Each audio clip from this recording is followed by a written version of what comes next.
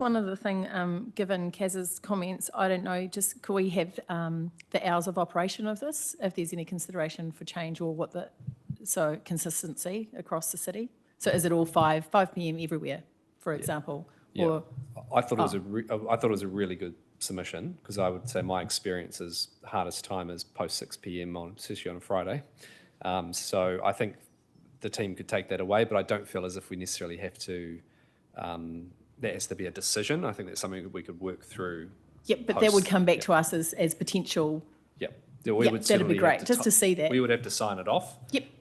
Cool. But I wouldn't want that to get caught up in the decision on the 4th of June. Yep. Okay. Okay. All those in favour say aye. Those against, no. Declare that carried. Okay. Moving through. We've done the swimming. Huia Pool. Done. Community hubs, libraries. Integrated transport strategy.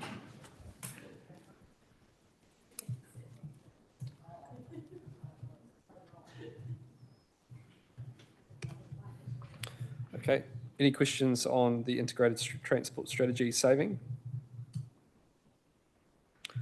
My only question, John, would be we did have a public submitter ask around the implementation of our ITS, and if you could just make any comments on that. Thanks, Mr. Mayor. So, as members will know, we did an integrated transport strategy a couple of years ago, which has set out how decisions and things are thought about within the transport team. So it's become part of BAU. It's part of our everyday work and everyday decision making. So the next stage was proposed to be a plan with targets in it. So what we have suggested is that forms part of the major pieces of infrastructure, such as Cross Valley, such as Riverlink, for how we can reduce emissions, etc. through that. So it'll be, whilst it is also BAU, it'll be run through the major projects. But apart from that, also off that is the KPIs which were requested. So we'll be looking into those and bringing them back, which will tie in with the integrated transport strategy. So we won't have them for the early June meeting, but we will set out the process we're going to go through and a timeline for when those KPIs will be back. Okay, happy with that? Okay, we'll say yes. Okay, transport professional service cost saving, yes. Traffic management for Riverbank Market, yes. And now we'll go on to table 5. And I will do this one by exception because it's 18 items. So any questions on this table? Councillor Mitchell.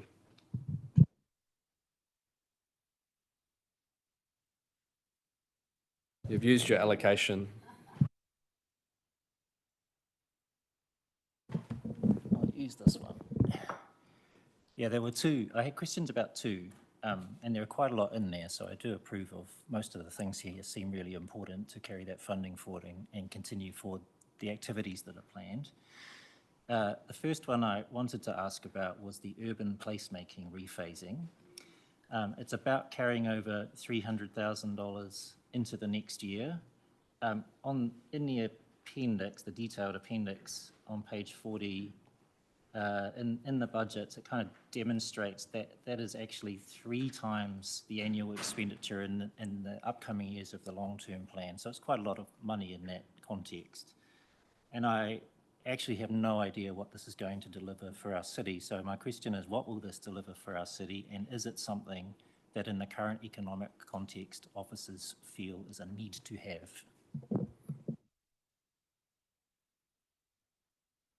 Through you, Mr. Mayor. Thanks, Councillor. So this has been carried over the last couple of times due to resourcing and staffing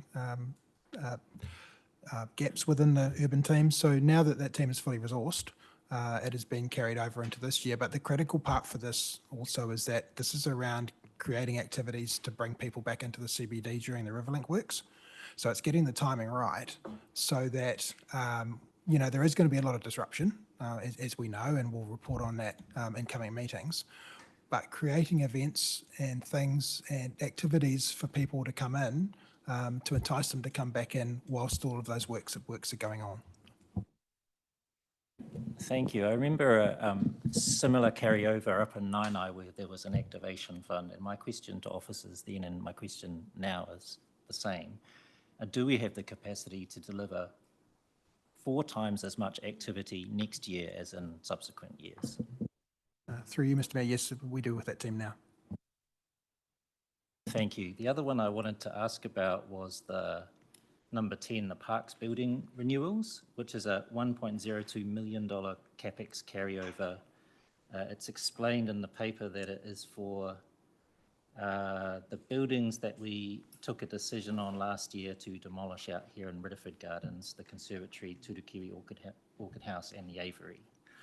I looked back at our papers from a year ago, and when we made that decision last year, it was to avoid spending $1.2 million over 10 years on renewals. And at that time, we were told it would only cost $44,000 to demolish. So I wonder why we've now got $1 million budget to save $58,000 per annum was the maintenance cost. How we've ended up in this place, which is quite different from what we agreed to a year ago. Through you, Mr. Mayor. There are a couple of factors in there. One of them being that at the time, yes, those buildings were identified as an opportunity for savings. And at the time, it was felt that they don't have a heritage aspect to them themselves, although they are sitting in a heritage setting, which is the Ridderford Garden. Further investigation of that has determined that there are issues that we need to work through from a heritage perspective, and we are working through those at the moment. But they will, the process and the consenting of it will cost more than we originally estimated. I can't tell you exactly how much, but that fund is also funds a number of other things as well as that project. I can come back with that exact cost if you would like that.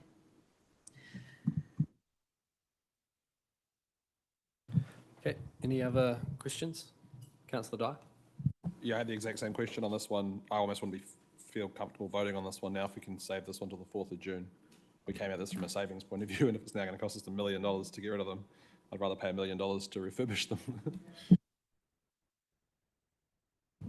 Okay, so can get that further information. Yep, so we'll approve all of them. Which number was it again? Number 10. Number 10, thanks. 10 on the table, 12 in the report. So 10 on the table, so we'll just ask for further information, but endorse the other 18, the other, sorry, All the remaining ones. 17. Yep. Okay, very good. That is table 5 done. Proposed fees and charges in appendix 2 of the report, page 73. Any questions on these?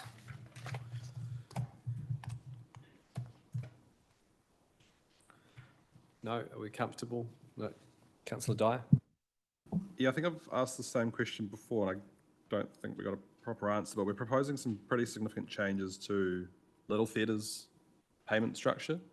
Currently, you can do 1 session a day and you pay a couple $100. We're proposing to change it to you have to book the thing for the whole day, plus pay $500 for a cleaning fee and $450 set fee for the morning and end of the day. Like, it's quite a significant increase to what we've done before, and we've not had any sort of commentary around why we're changing it or anything. I just feel like we don't really know what's changing, and the people that use Little Theatre won't know about these significant changes until 1 July and it's done and they go. Yep, oh my God, sorry, Councillor Andrea. Let's go, yeah. I'll come back with that information. You can come back on that, yep. Okay. Anything else?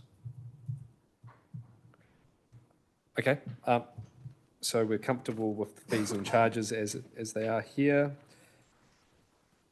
Proposed rates revenue changes, sections G and H of the report, page 27 and page 29.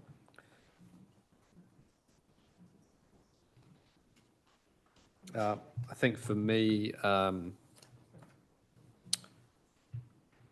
it's going to be important to see obviously what comes back with some of the further information and where we land on paid parking in Petone. I certainly would not support a delay in introduction and then not cover offsetting that by a rates increase, or we would have to again then look at other things to cut. So I think that's just my view on that, just in regards to potential increases. And also, it would be really good to see the rates impact of our decisions with the development fee contributions as well. And that I think we've just got to be really upfront with any impact that that may have in the shorter term on rates as well that needs to be offset. So, I mean, from my mind, there's potentially a couple of % in there that we're going to have to work out what we do with that on the 4th and 5th of June. So that would, because if you just put it all on to the rates, that would obviously take it up to 18.9. Okay, and yeah, so that's my thoughts there generally. Any thoughts, direction that people would like to give for officers, information that would be helpful? Councillor Salinger. Not any thoughts in that regard, but councillors will be aware of my comments in the past in relation to, or when we've come to vote on rates increases. I'm not going to repeat anything now, because you're probably bored of hearing it, but I'll just save a final comment for when we get back here in June in relation to the level of rates increases, which I remain not entirely happy with. Yep, no problem. Councillor Edwards. On that note, and there have been submissions commenting on staff increases, operational increases and so on, and our Chief Executive has told us very clearly they've only built in staff resources and operational costs based on what we are asking the council to deliver by way of services. But is it feasible to come back to the June 4 meeting with a little bit of information that I can just see us arriving at the need to put another 2% on the rates because of some other decisions we've made? Is it possible to have some information in front of us on the ability to stay at 16.9 if some options of cuts that could be made, X or Y cuts, pulling back X service or not doing X and Y policy review and not investing in X or Y staff, or just some options that would enable us to stay at 16.9? I think, is there any particular area, I suppose, which you would like that focus to be on? I was the one who was saying it was not right for councillors to sort of kick for touch and make the Chief Executive decide those areas, but I sort of have a slight change of heart on that, and that perhaps officers and the Chief Executive are in a better position to make some of those calls on whether they're, I mean, it's been said, how many times has it been said to us in submissions that the government departments are being asked to make 6.59% savings, unpalatable as it is. They're finding ways to do it. I don't know if I could put my finger on the best way to make what could be 2% of rates savings, but maybe some options could be outlined to us. Any comment? Thank you. As I've consistently said to governors, I can operationalise whatever you want in terms of decision making. We did previously put a set of options to you in workshops that you did not find palatable. Of course, they can come forward again. The issue now is that we haven't been through a consultation process with them. So by all means, we can do that. And you have previously taken some decisions that have added some cost into the budget, and you may wish to weigh up whether, on that scales, as to whether what you previously thought was there isn't. That's the decision-making trail you've been through, and they are in the public domain. As I've said, there are, and just a reminder that the staffing, we run with a vacancy assumption in every single, across the whole piece, of 6%. So in Councillor Stallinger, you won't mind me saying, in your day, staffing budgets were fully funded. I know every year we look for savings, but there hasn't been a fully funded staffing budget since COVID-19. We used to run with a 1% vacancy saving. We took that to 3%. It's now 6%. So in effect, that's a cut. But yes, of course, we can come forward with other things. I will gently and with respect just remind you that at the last policy committee, actually, you were asking for more policy work to be done. But for sure, we can come back and say what that is. But, you know, the challenge is we've got to do that. It is, if you don't mind indulging me for a moment, Mr. Mayor, I think it is a bit unfortunate sometimes that we land on misinformation of what happens with staffing. I've run a business, I've been a business owner. Everybody knows a business runs on a profit and loss account. So yes, are there more people involved in regulation than there used to be? Of course there are. Why? Because there are more consents coming in. How do we pay for that?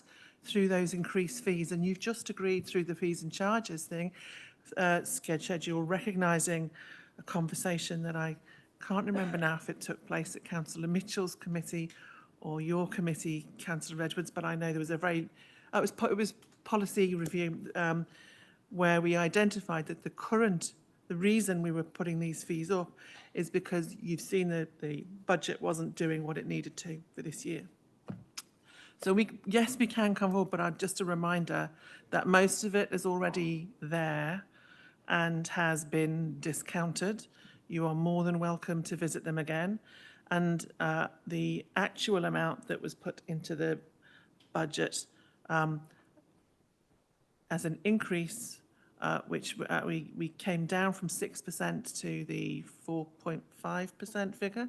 And I can confirm that that will do what it needs to for the coming year, accepting that things like the living wage come in at more than 4.5%. Which obviously affects a large number. So I don't know if that's helpful. We can do what we need to, but I think I would say that a lot of it has been there already.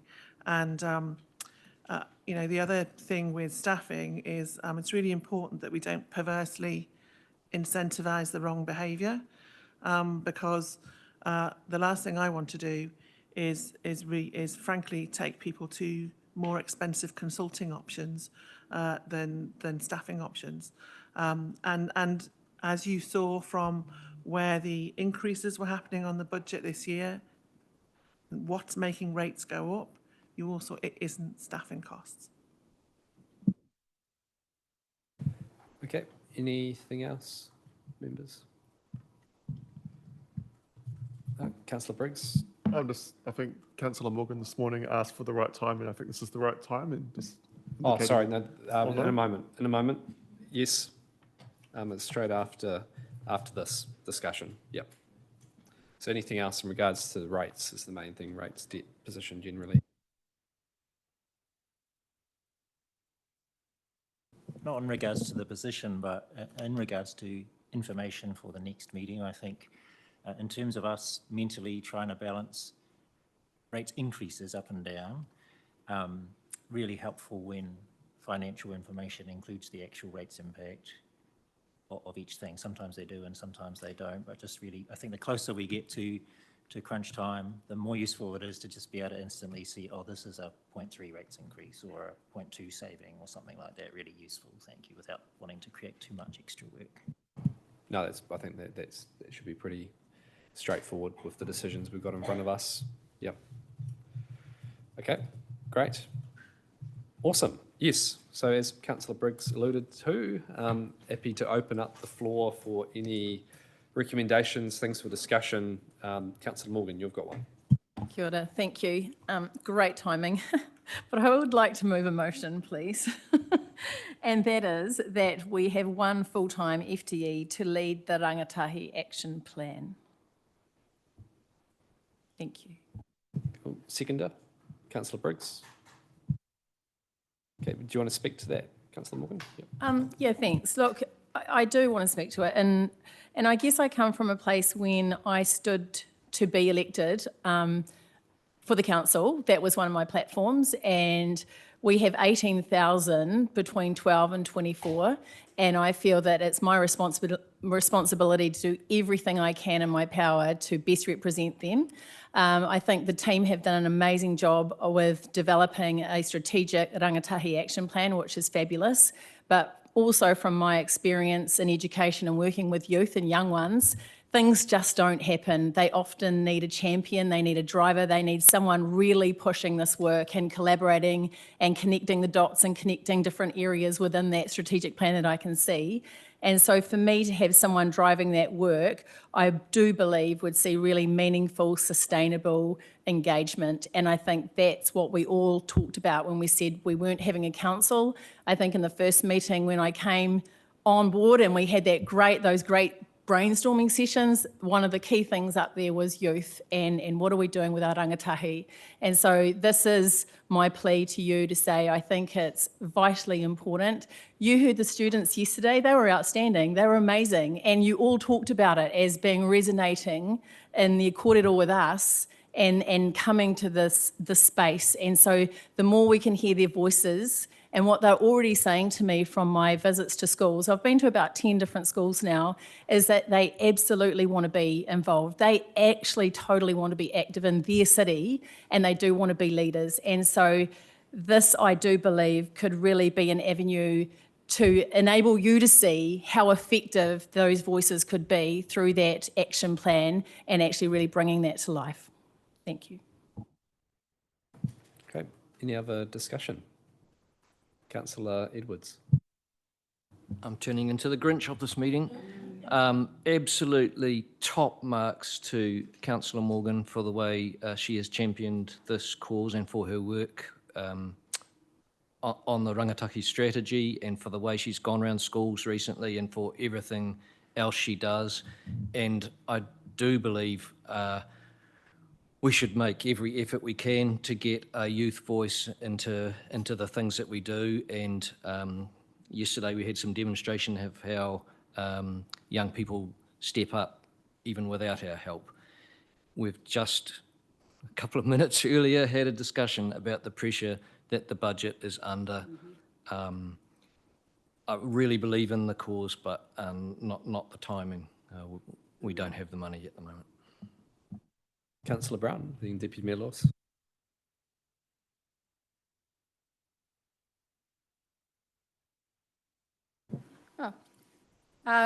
Kia ora. This has been on the front burner, that largely thanks to you and your advocacy, Councillor Morgan. My view is more how finding the ways to get that rangatahi voice, and in the absence of having a youth council, which I don't support, because finding many ways to get many voices, not just the leaders, but all youth voices. And I like to example the rangatahi at Wainui Matahai, who off their own bat came to the community board wanting, had strong views about street names and telling our history through the street names. And the way that that worked through the policy process showed that with effort and engagement, that rangatahi have a real powerful commitment, far more than sometimes some of the people who come to the table and submit to us in a very broad way. They're talking about the climate, they talk about our history, telling names, coming up with initiatives that are for all, for the well-being of all, but also for very forward thinking about their own tamariki going forward. So to have one directed person, and I've changed my mind on this, to have one directed person being able to get out and collect those multiple voices and get those voices, because my lasting, again, view of yesterday is that we get a certain voice and we don't get all the voices. So we've got to change the way that we get out there. I support and tautoko you in having this one target focus. And in the scheme of things, of the things that we've been through, it will get us a lot of value for the rangatahi of Te Awa Kairangi. So I support your motion. Deputy Mayor Lewis. Thank you. The Tamaraiki coming in yesterday were just wonderful. And Karen, all the work you have done, Councillor Morgan, has been fantastic. You have the background and to get into the schools, and that came through from teachers I'd spoken to as well, that you'd been there, and they've really valued that. And what I see is there needs to be a connection to the schools and to the teachers. But my concern is with having a person, staff, is that our staff changes.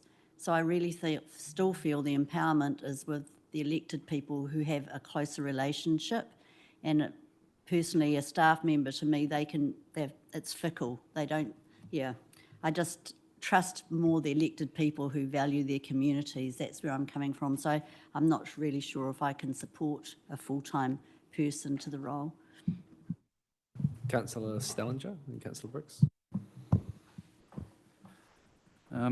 I might surprise a few people, including Councillor Morgan, on this one. When I first heard, Councillor, of your proposal, I had a look at our annual plan 23-24, and I had a look at our draft LTP. And I looked across the 10 years and saw that we have, if we extrapolated the previous figures, across the 10 years, we've added 75 million in extra staff remuneration and other employment costs. Much of that unavoidable, and increases that I would support, things like appropriately staffing our regulatory team, more staff in transport and other areas where we've got increased workloads, and fair market pay adjustments and so on. But quite a bit of it was discretionary, some of it at our choosing and subsequent to our resolutions. But I thought amongst that, there would be some things, I know for sure, that I would value less than the increase that you're putting on the table today. One thing crossed my mind in relation to that, and it lines up with some of the comments I've heard earlier. We are putting a big workload on the staff, and I thought about this when we had our work program at the recent Policy, Finance and Strategy Committee chaired by Councillor Mitchell. It's a huge workload. Some of it is legislative requirements, timetables, bylaws and so on we have to do. Some of it is at our choice. So in saying I will say I support this initiative and vote for it. I think we need to take a serious look. I wasn't going to talk about it today because I thought maybe this is for a little bit down the track after we've signed off this LTP, but I think we just need to have a look at those workloads we are putting on the staff, because the downstream effects is we need more staff and it's going to cost more. I'd like to see more staff at the front line helping. And my final comment on this is, having recently joined the board of Youth Inspire, I've found it inspiring myself just to see how the impact of a very few dedicated, not necessarily young people, but managers, youth workers is the word I'm looking for, who have skills that I don't have, can really make a difference and transform lives. And yes, I really feel I must support this one, and thank you for bringing it up. Councillor Briggs. Thank you, Mr. Mayor. I just want to kind of highlight a model. My background is a youth worker, and one model we took around is called Hutt later, which is around participation of children. And I'll read through the 8 different levels, starting at the bottom. So level 1 is manipulation. Level 2 is decoration. Level 3 is tokenism. Level 4 is being assigned and informed. Level 5 is being consulted and informed. Level 6 is adult-initiated, shared decisions with children. Level 7 is children-initiated and directed. Level 8, which is the top level of participation, child-initiated, shared decisions with adults. So for me, it's kind of what question do we put to ourselves on the level of participation we want from our tamariki and rangatahi and te awa kairangi. And it does take specialised skill set to engage young people. It takes a specialised, dedicated person to do that well. I've got huge faith and I've seen the expertise of our staff and the wider team. But I think having dedicated space and time to do this well and to build relationships with young people, not just those that are the high achieving, easy to access young people of our city. It takes specialised skills and time to do that well.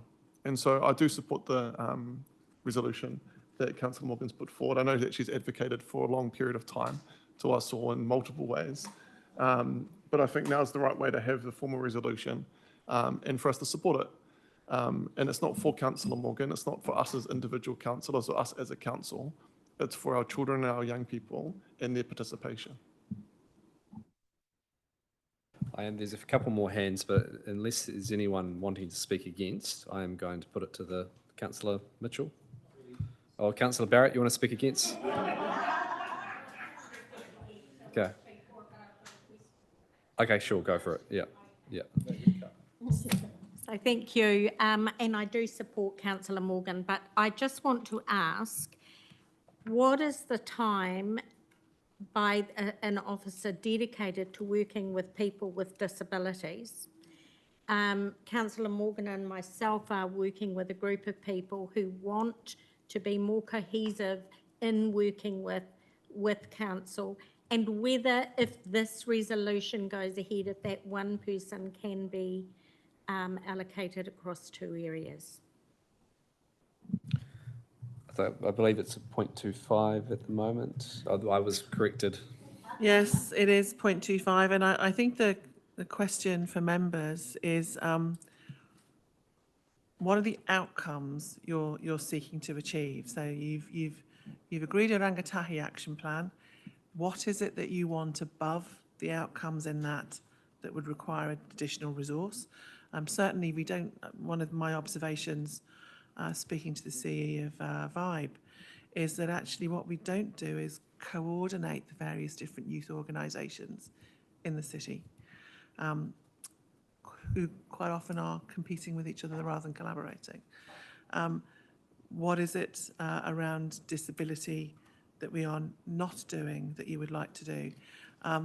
Disability needs to be everybody's job. It needs to be part of the transport team, part of Parks and Reserves and everything else. So I suppose my question back to you as elected members is, what is the level of service that you wish to settle at? Because the resource that we have is to cover the service that's there. If there is an additional level of service, then the question then becomes, what resource do we require to do that? But it is 0.25, although it's not just Barry's job. Thank you.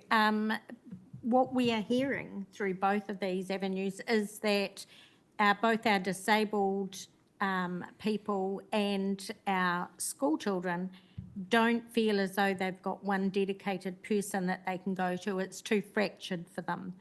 And so that they're looking at a point of contact within council, especially around council officers. Okay. Councillor Morgan? I think for me, just on this occasion, I think it's really important we separate these two pieces. And I think maybe you missed the 0.25. I'm not sure if you missed that yesterday, but there will be a point of contact, I do believe, for the disabled community, which is going to be great. And I think that's another discussion over here. So I just would like to keep this about the rangatahi at this stage so that, it's really clearly potentially tagged to that work in that position with that action plan. Okay, unless it's absolutely anything vital, otherwise going to run out of time. Councillor Mitchell? Yeah, I mean, it really speaks to the comments that Joe just made, because we've had a new position proposed, but no proposal of how to pay for it. So is this an additional position we're talking about? It would be great if Jared could remind me about previous comments of how we would deliver the rangatahi engagement strategy with our existing staff. And beyond that, perhaps this could come back, my ask of officers would be to consider if this work can be, or this position can be absorbed rather than created as an add-on to current staffing. I think that's the current position from based on what we were originally allocated in the budget, which was 100,000. We reduced that and the team said that they would be able to do the work within their existing resource. We are taking the view here, if this passes, that we would have a specific person ultimately driving that piece of work rather than being shared across Jared's teams. Do you want any other comment, Jared? No, Mr. Mayor, I think that covers it well. What we've advised is that we believe we can deliver the Rangatahi Action Plan with an existing resource, so we certainly don't see a requirement for a specific person to deliver that piece of work. We would, as the Chief Executive mentioned, want to understand the specific outcomes or things above the Rangatahi Action Plan. We sought to remove the $100,000 budget bid early in the LTP process, recognising that council was under significant financial pressure. So we'd want to understand exactly what the purpose of that role would be, and it's certainly not something we're asking for. Okay, we are going to run out of time. But there is a lot still for us to sort of work through. So just clarify. Yes. So you can clarify. Thank you, Mayor. Clarification to Councillor Morgan. So are we saying, so I'm hearing, is there a difference of, say, absorbing the rangatahi kaupapa into existing staffing versus having someone to champion that space? Is that the contrast? Am I right? So the feedback from the rangatahi is that they really want a point of contact. What I'm saying is that, and that can actually talk to what Joe was talking about in getting out there, linking. There's 42 schools in the valley, basically, coordinating, linking, being that person, their go-to, and what does that look like, but also the champion to absolutely drive it. And that's just coming from my educational background of seeing something become sustainable, is often you do need a person to really drive the mahi and drive the coordination across. We know it sits across all of us, but unless someone's driving it like me, being in your ear from day one about this, we wouldn't be here today discussing it. So it needs someone to really push this mahi to get real, like Councillor Briggs was saying, real student voice of engagement partnership, not just talking to the students.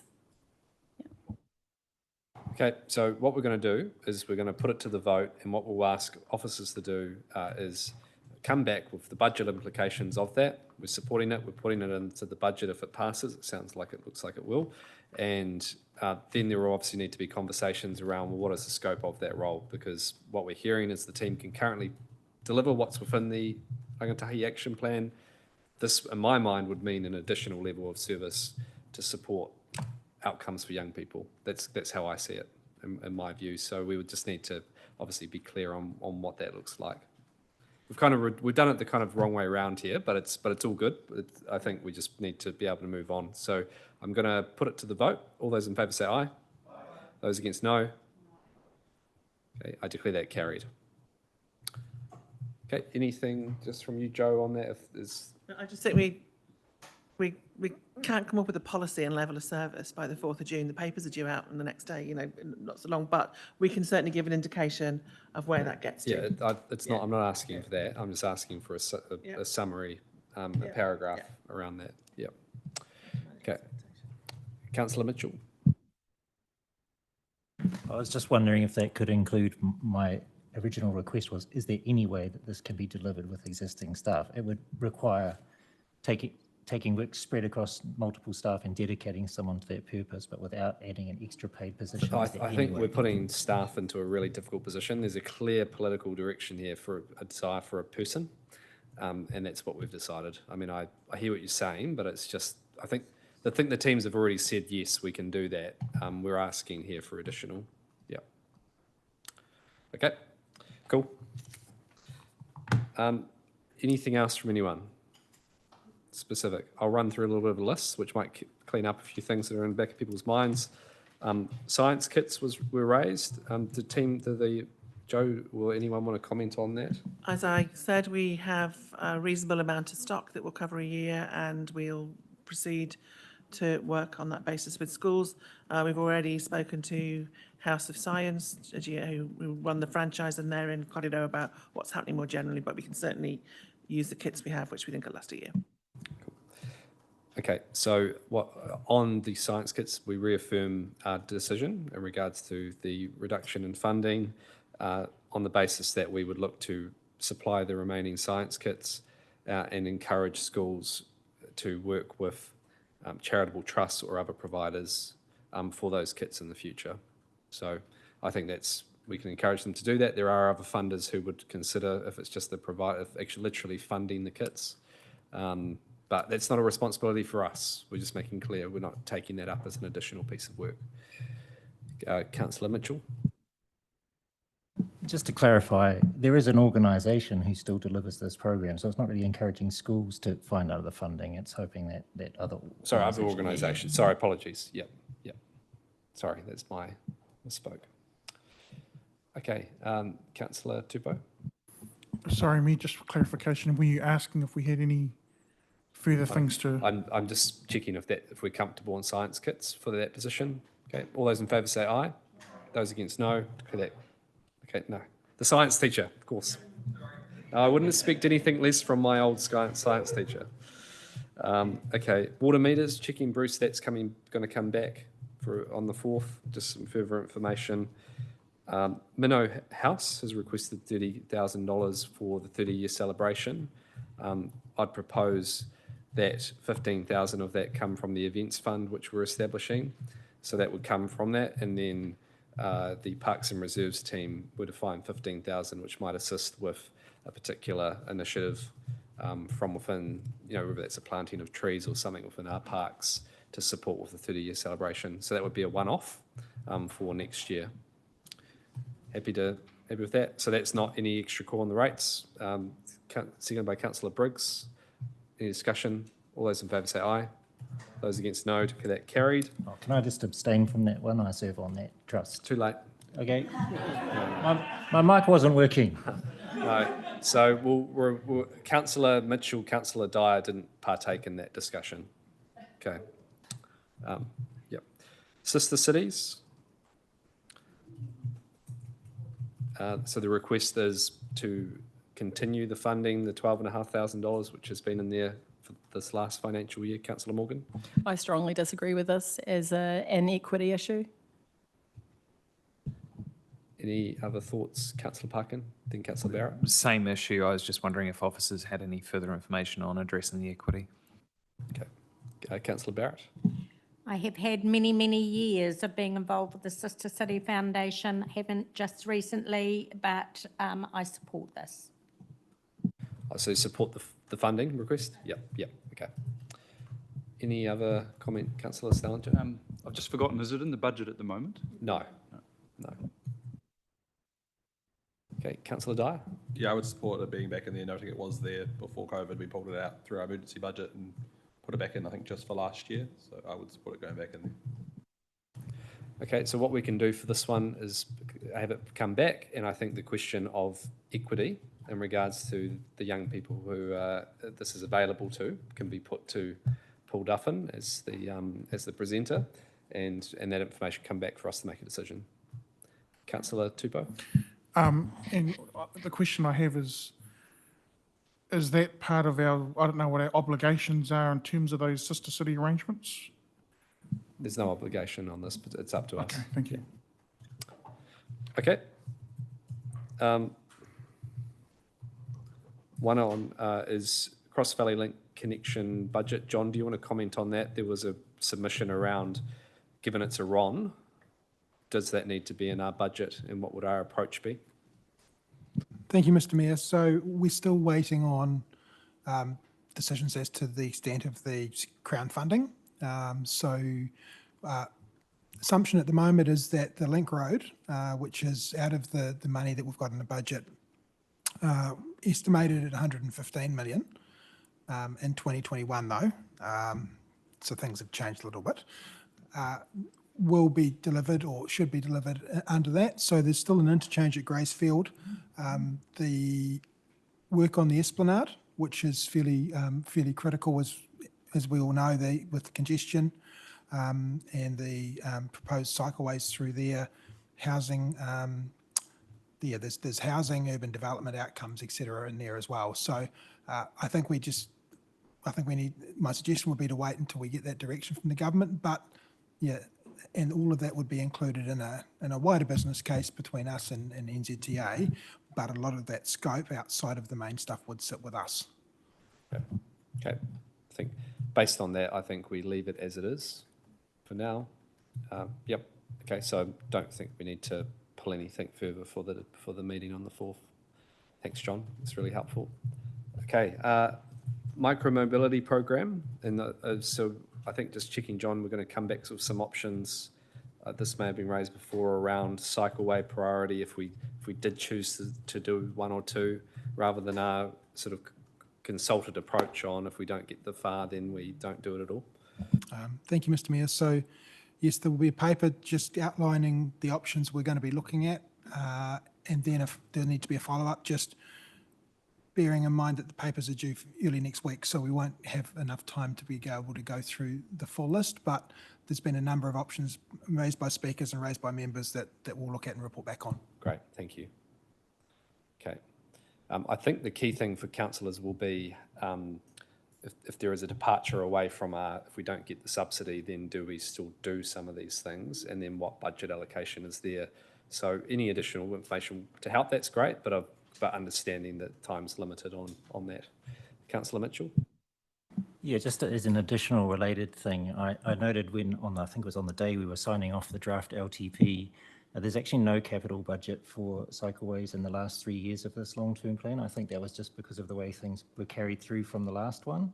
So just wondering if there's an intention to bring forth a capital budget for those last 3 years for cycleways, even if it was a nominal amount, an average of other years or something like that. I think it shows to our community a commitment to continue with that project through the next 10 years, not just for the next 7 years and then for it all to stop. We can check that out. Jenny? Yep. Okay. Okay. That's everything on my list. Anyone else got things they would like to raise? No? Okay, this really is the last opportunity. If there is a major thing you're wanting information on or something you would like to raise with your colleagues, like if you have a light bulb moment in a week's time, it's going to be too late. So really needs to be tabled now if there's anything from this process that's not already going to be covered. Councillor Dyer, Councillor Tupou. Without grandstanding too much, I think this is like an opportune moment to sort of just highlight the tricky position that we're in. We all campaigned on different things, and I've got a list in my head of things I'd love to put my hand up right now and say, oh, I want this much money to do X, Y, Z, but the reality is we're just so short on cash at the moment to do anything that's even remotely nice to have. And I think that's why it particularly grinds my gears when people say, oh, stop the nice to haves and the pet projects. It's like, show me in the plan where these projects are, we'll happily get rid of them. But no, for me, like I've got things, but they are just not as important as water pipes, so they will have to wait. Councillor Tupou. Thank you, Mr. Mayor. This may be major to some people, but just clarification on, it might be for Joe, in terms of the living wage to CCOs, etc. When can we expect that review to come up? So we did cover that off yesterday. Oh, sorry. And we'll have some information come through just to make sure everyone's clear on the picture there. Yep. Councillor Briggs. Just getting clarity if we're circling back to the tabled item, or we're going to put that to the next meeting as well. No, that was my last thing. So the rate remission policy, look, we don't have to even explore what I've put forward. I just was trying to listen to the room and come up with something. But if there's a preference to simply put that to a vote, it's either won or lost, we can do that. So I'm in your hands. Okay, to a vote. Do you want to have a vote whether we put it to a vote? No, just kidding. Councillor Mitchell. I was going to suggest a vote, whether to put a vote. No, I was going to say, for the same reason I said earlier, I think it would be easier for me to make that decision in the context of other decisions. I'm kind of unaware of even today where we've got to in terms of increasing that rates from 16.9. Yeah, cool. Yeah. That's fine. I think on this one, if we're saying we either do it or we don't, then that's a very easy decision, and then that saves the team doing that further work on what I suggested. Are we comfortable with that, and we're just going to make a call? Even though my idea was amazing? No? Okay, no, all good. Okay, so we'll leave that one for the 4th. What we're going to do is take a 5-minute break so the team can get all the recommendations together, and then we'll pass them to be able to hopefully get out of here soon. So thanks, everyone.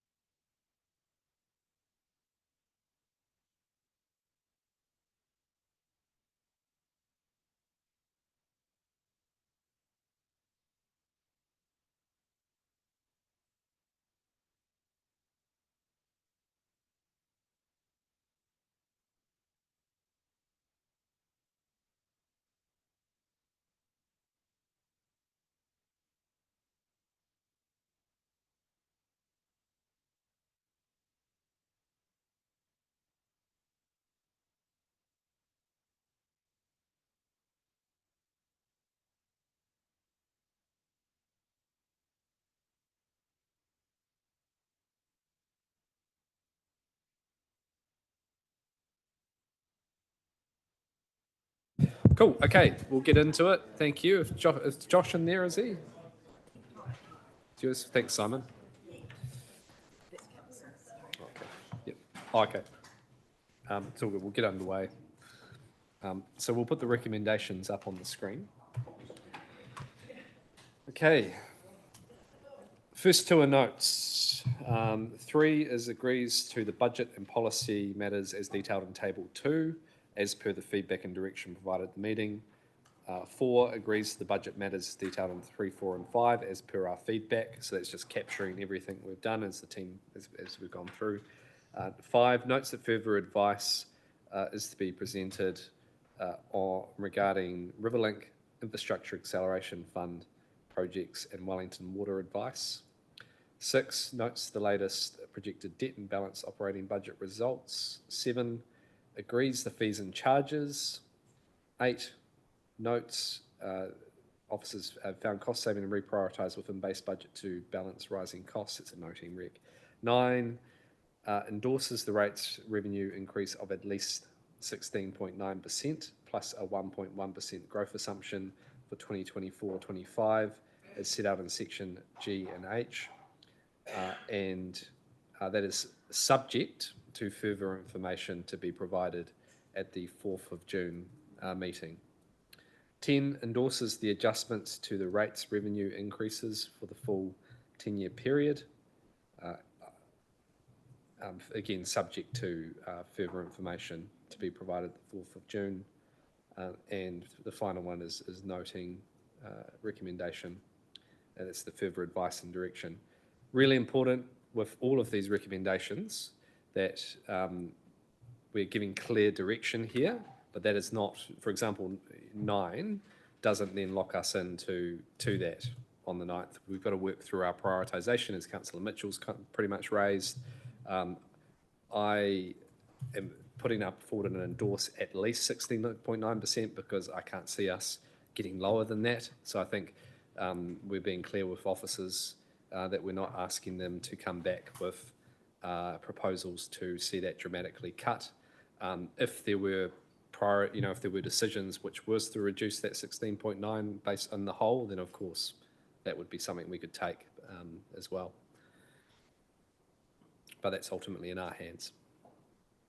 Okay, so I'll move those recommendations. Do I have a seconder?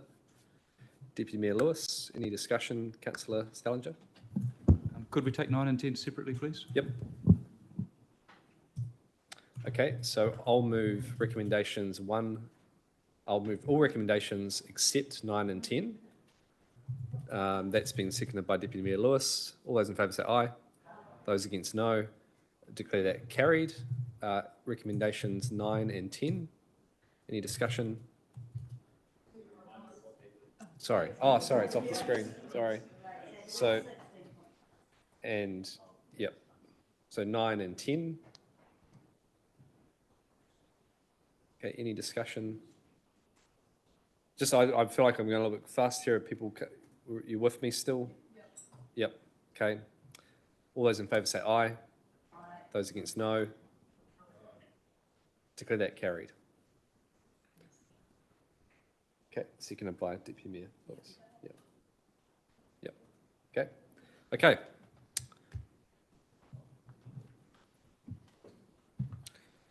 Moving through.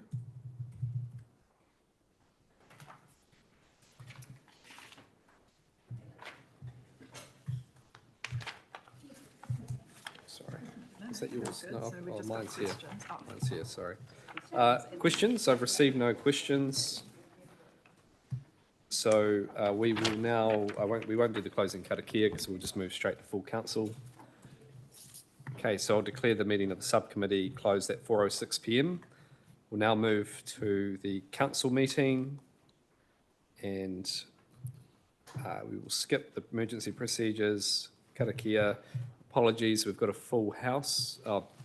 Josh does need to be in the room, I think, because we could be very fast, so we could actually miss this meeting. So does someone want to give him a... I think it's just to give him a heads up. Yeah, thanks, Kerry.